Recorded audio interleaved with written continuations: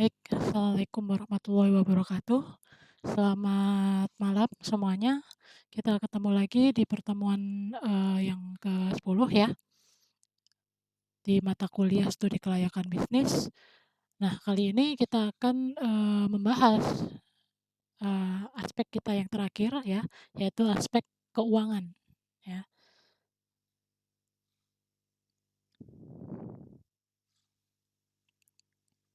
Oke, aspek keuangan itu sendiri merupakan aspek yang digunakan untuk menilai keuangan perusahaan secara keseluruhan. Jadi aspek keuangan itu tersebut memberikan gambaran yang berkaitan dengan keuntungan perusahaan, sehingga, merupakan salah satu aspek yang penting untuk diteliti kelayakannya. Jadi dari aspek keuangan ini juga merupakan aspek yang penting untuk diteliti, ya. Jadi bisa dinilai perusahaan tersebut layak atau tidak untuk jalankan ya, itu juga bisa dinilai dari aspek keuangan. Nah, untuk alat ukurnya, untuk menentukan studi kelayakan suatu usaha ya, itu berdasarkan beberapa kriteria investasi yang dapat dilakukan. Ya, yang pertama ada payback period, ada average, rate of return atau AR ya. Kemudian ada net present value, ada internal rate of return, kemudian profitability index, dan break even point ya. Nah, ini harusnya sudah kalian, pahami ya beberapa pendekatan atau rumus-rumus ini ya. Jadi beberapa pendekatan rumus-rumus ini yang digunakan untuk mengukur kelayakan suatu usaha ya. Ini sudah kalian tempuh harusnya di manajemen keuangan, analisis laporan keuangan sudah kalian tempuh semuanya ya. Nah, untuk mengingatkan lagi ya supaya kalian tidak, lupa ya, di mana beberapa pengertiannya ini ya, beberapa pengertiannya. Jadi ada arus kas atau cash flow di mana jumlah uang yang masuk dan keluar dalam perusahaan mulai dari investasi yang dilakukan sampai akhir investasi tersebut. Kemudian payback period atau PP ya, itu menganalisa dampak positif dan negatif yang mungkin terjadi kepada, organisasi. Jadi kalau payback itu kan pengembalian ya, pengembalian dari investasi ya. Jadi dari sana kita bisa menganalisa dampak positif dan negatif yang mungkin terjadi pada organisasi. Kemudian ada average, rate of return atau ARR yaitu menganalisa usaha-usaha yang dapat dilakukan untuk meminimalkan dampak negatif bisnis tersebut terhadap lingkungan. Jadi dari ARR ini kita bisa menganalisa upaya-upaya atau usaha-usaha yang dapat dilakukan untuk meminimalisir dampak negatif yang, timbul dari suatu perusahaan ya, khususnya terhadap lingkungan gitu ya. Kemudian ada juga net present value ya, yaitu perbandingan antara present value kas bersih dengan present value investasi selama umur investasi gitu ya. Kemudian ada juga internal rate of return atau IRR ya, adalah alat untuk mengukur tingkat pengembalian hasil internal ya, hasil intern. Kemudian ada profitability index PI ya, yaitu mengukur, rasio aktivitas dari jumlah nilai sekarang, eee, penerimaan bersih dengan nilai sekarang pengeluaran investasi selama umur investasi gitu ya. Nah ini beberapa, pemahaman ya terkait alat ukur tadi gitu ya.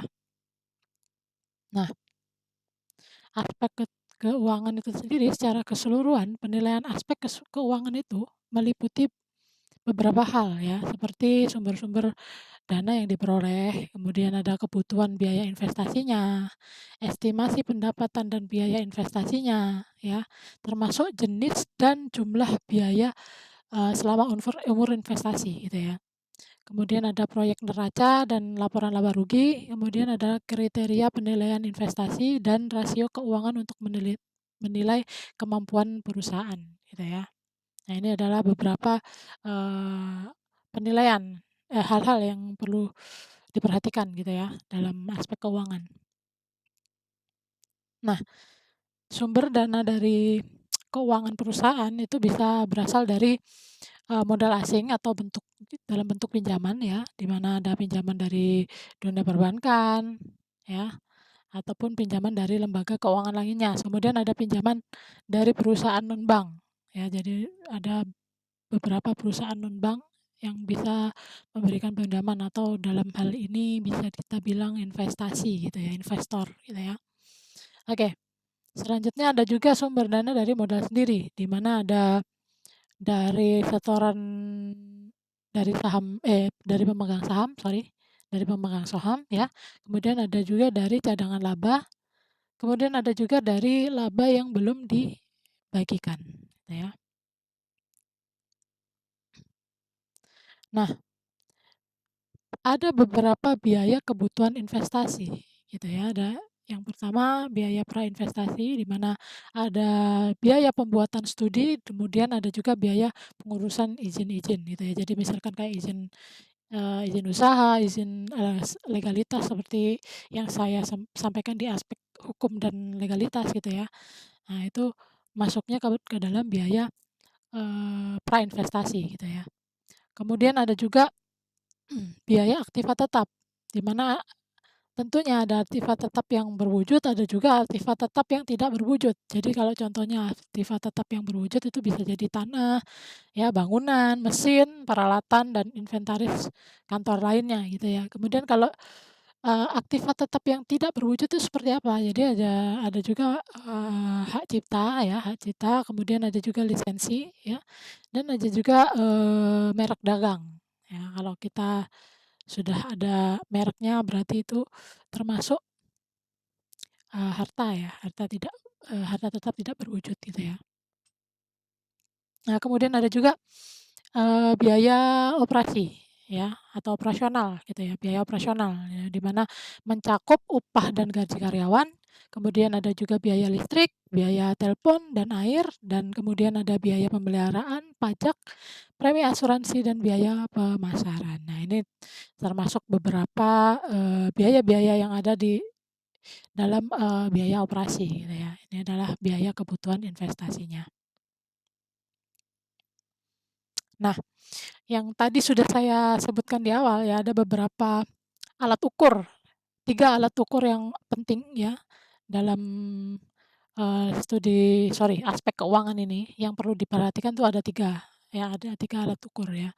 Yang pertama itu payback period ya, metode penilaian jangka waktu pengembalian investasi suatu proyek ya. Jadi bisnis ini bisa dikatakan layak atau tidak jika pengembaliannya, lebih kecil daripada umur ekonomi. Dalam artian seperti ini, jadi misalkan, ada investasi selama 5 tahun ya, jadi kita ada, eee, investasi uang dengan jangka waktu 5 tahun. Nah, pengembaliannya kalau misalkan pengembaliannya 3 tahun, nah itu dikatakan bisnis tersebut layak.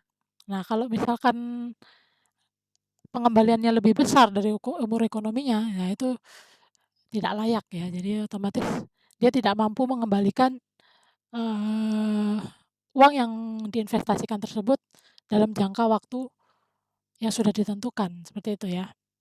Oke, nah ini yang pertama ya. Nah, yang kedua adalah net present value. Ini sering digunakan juga dalam aspek keuangan ya, adalah perbandingan antara, present value kas bersih dengan present value investasi selama umur investasi. Jadi rumusnya adalah NPV sama dengan total PV kas bersih dikurangi dengan PV investasi ya. Jika hasil perhitungan tadi, jika NPV-nya positif, maka proyek tersebut diterima atau bisa dilanjutkan. Jika, NPV-nya negatif, maka proyek tersebut tidak layak untuk dilanjutkan. Jadi seperti itu. Nah, untuk, alat ukur yang kedua yaitu ada profitability index ya, di mana profitability index itu, merupakan rasio aktivitas dari jumlah nilai sekarang penerimaan bersih dengan nilai sekarang pengeluaran investasi selama umur investasi, ya. Di mana rumusnya adalah PI sama dengan total PV kas bersih dibagi dengan PV investasi. Nah, Dari perhitungan tersebut ya, jika PI-nya lebih besar dari satu, maka proyek tersebut, diterima ya atau bisa dilanjutkan ya. Nah, sebaliknya jika PI-nya kurang dari satu ya, hasil dari perhitungannya tadi kurang dari satu, maka proyek tersebut ditolak ataupun tidak layak untuk dilanjutkan. Jadi seperti itu. Nah, ini ada beberapa, alternatif investasi ya. Yang pertama ada tabungan atau deposito di mana keuntungannya itu kurang lebih adalah 6% ya. Kemudian ada, eee, obligasi ya, ada obligasi ya, yang keuntungannya kurang lebih adalah 9%. Nah, kemudian ada juga reksadana proteksi yang keuntungannya sekitar 15 sampai 18%. Kemudian ada juga reksadana campuran yang keuntungannya adalah 17 sampai 23%. Kemudian ada juga reksadana saham 20 sampai 60% ya. Ini untuk reksadana. Nah, ada juga kalau kita membeli saham ya, atau membeli saham. Nah, ini bisa untung bisa rugi ya. Bisa untung 100%, bisa rugi 100%. Nah, yang paling aman sebenarnya memang reksadana ini ya. Jadi kalian, eee, keuntungannya sudah lumayan gitu ya.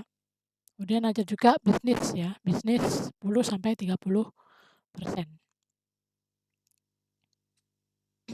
Nah, karena kita tadi, sudah melalui tentang perhitungannya ya, dan bagaimana, penilaian terhadap aspek keuangannya. Nah, kita masuk ke dalam resiko bisnis dari aspek keuangan ya, di mana ada juga, biaya produksi yang berlebihan gitu ya, biaya produksi yang berlebihan, kemudian ada juga biaya overhead yang tinggi. Overhead tadi termasuk, eee, gaji, listrik, dan lain sebagainya gitu ya, itu yang berlebihan ya, gajinya, karyawannya terlalu banyak misalkan seperti itu. Nah ini, sehingga tidak efisien gitu ya untuk bisnis tersebut dijalankan. Nah ini bisa, berbahaya, patut diperhatikan gitu ya. Kemudian ada juga yang hutang berlebihan. Nah ini juga, harus diperhatikan ya, dan pinjaman yang berlebihan. Nah ini juga bahaya kalau pinjamannya terlalu berlebihan. Oke, mungkin itu dari aspek keuangan yang bisa saya sampaikan. Kurang lebihnya saya mohon maaf. Saya akhiri, eee, kita ketemu lagi di pertemuan berikutnya. Wassalamualaikum warahmatullahi wabarakatuh. Selamat malam semuanya.